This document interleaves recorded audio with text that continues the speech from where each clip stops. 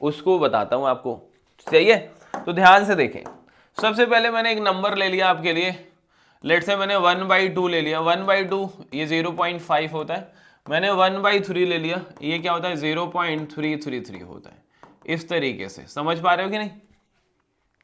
यानी मतलब आपको रैशनल नंबर हो या इरेशनल, सबसे पहले उसे डेसिमल में रिप्रेजेंट कर लो। किस में रिप्रेजेंट कर लो? डेसिमल में। हमारे पास यहाँ पे पहला क्वेश्चन मैं लेता हूं कि यार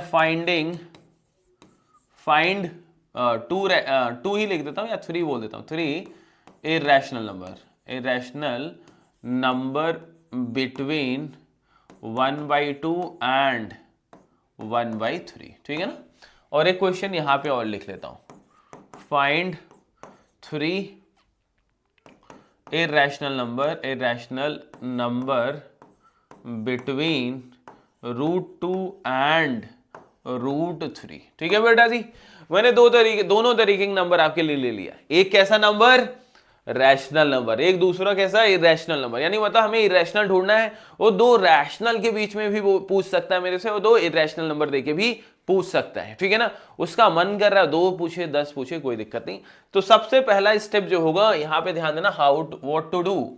यहां पे क्वेश्चन आएगा व्हाट टू डू, क्या करोगे? तो क्या करना है?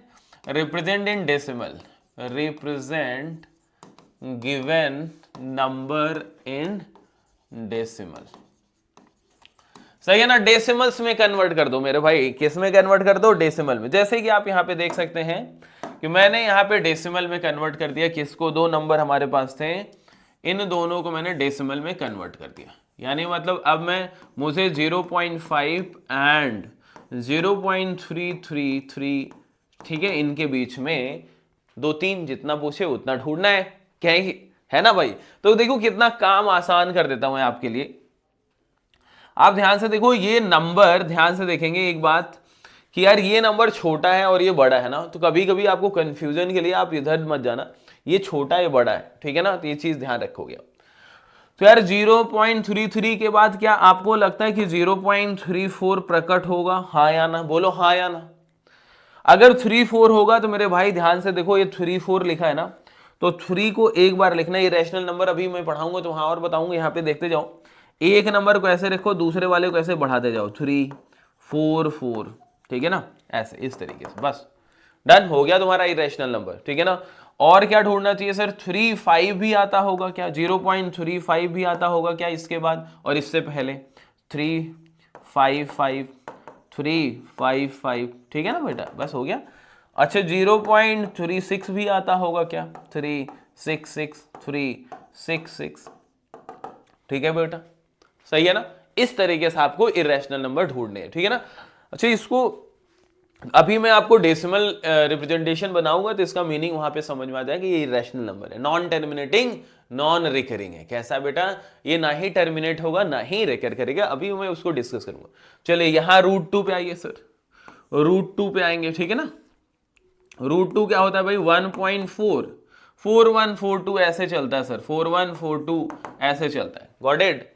और √3 क्या होता है सर? √3 होता है 1.732 कुछ ऐसे ही चलता है, ठीक है ना, इस तरीके से चलता है।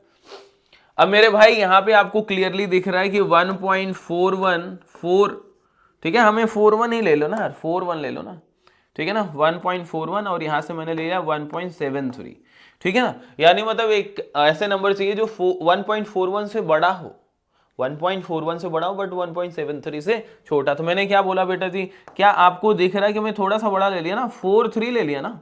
क्या ले लिया? 1.43। क्या इससे बड़ा है? क्या इससे पहले आता है? बिल्कुल आता है। यानी मतलब इनके बीच में ही तो आएगा। तो आप क्या करेंगे? 43, यहां पे हमने क्या करा बेटा? 43। अरे क्या हो रहा है? क्या हो रहा है भाई? क्या हो रहा है? ये क्या हो रहा है भाई? ये क्या हो रहा है?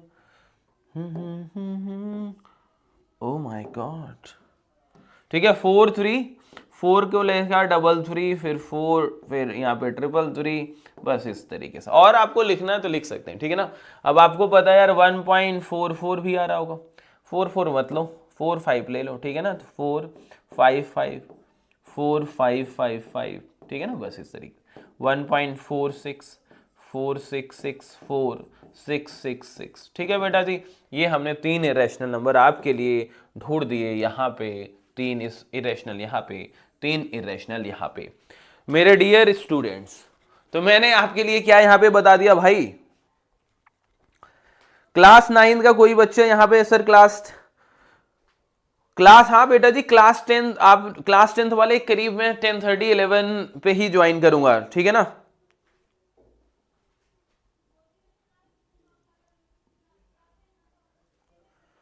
थैंक यू बच्चे, thank you everybody, thank you बेटा। क्लास आपका जो 10th वाले हैं मेरे भाई, इंतजार करिए, 11 बजे आपसे मिलूंगा, ठीक है ना।